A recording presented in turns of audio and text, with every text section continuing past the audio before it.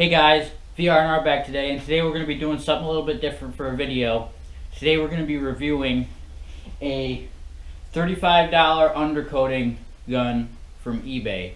And we're going to see if it works, if it even works, and we're going to see how well it performs with different types of undercoating, like used motor oil, implement paint, stuff like that. So let's get to doing the overview of this and the quality of it, and yeah. Alright guys, so this is what you get right out of the box. Sorry, I already opened it. This came in a while ago, but I've yet to use it. So right out of the box you get the little tank. I'm not totally sure how much this holds, but you just screw that, and then you got a pickup tube. And I mean, it's cheap. It's really cheap, but that seems to get a good tight fit. This is loose. I'm not sure if I just tighten that jam nut up, but you're gonna have to put an adapter fitting on that. We'll go ahead and do that right now. I mean, you can see that they put grease on it right here, so at least they were concerned about that. The machining right here is pretty rough. It almost looks like they just broke it off. So let's put a fitting on this and let's see what it does with some air in it.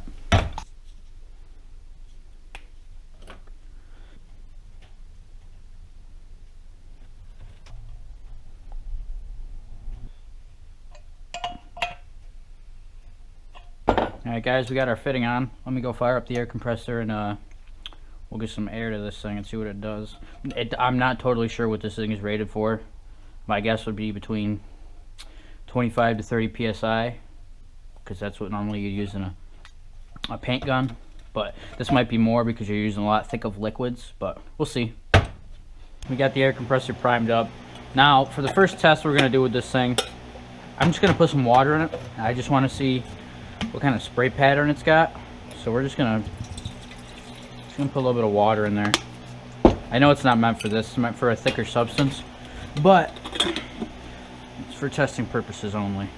I'm currently testing a theory. I've got boiling hot water here with some degreaser, and I want to see how well this thing could clean. Now I've got my air compressor set pretty high for this gun probably, but we're spraying water, so it's got to be pretty high.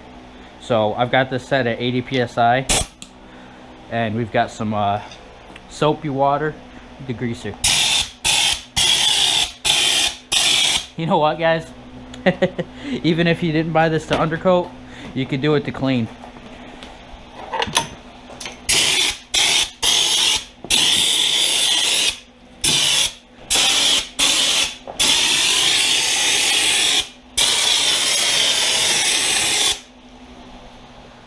You have to refill it a lot though, because it's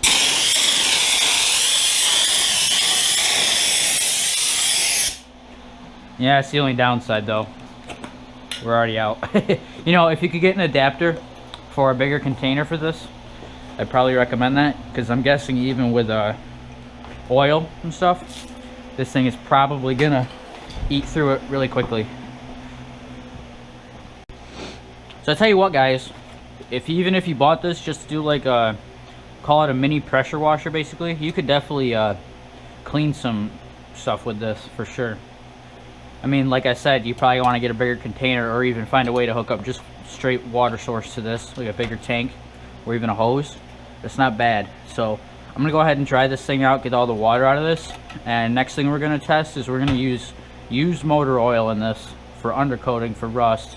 I'm gonna go get a piece of really rusty metal and we're gonna test on this. I don't have a vehicle right now to undercoat to test this on, so we're just gonna test it on some old chunks of steel and stuff like that. So we'll be right back.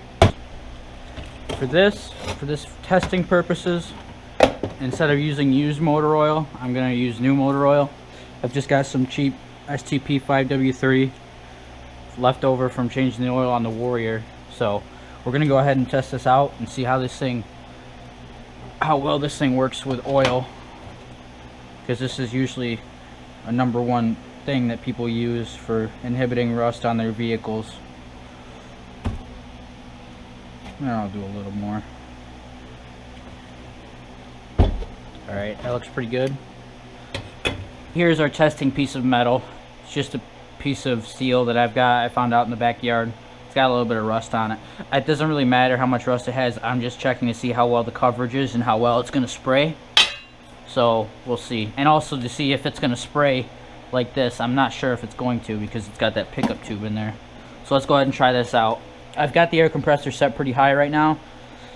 I think it's at 60 psi, which I think is way too much. But we'll see what it does. Alright, here we go, guys.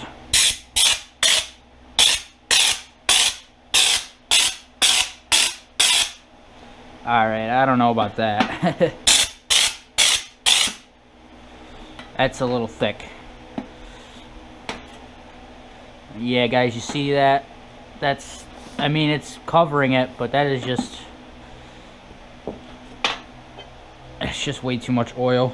That's pretty much all the oil I just put in there. So maybe, let me turn the air up. Let me put it at 100 and see if it'll spray out a little bit smoother. So alright guys, round 2. I've got the air compressor set at 100 psi. And this is with the 5W30 motor oil. Let's see if it works any better.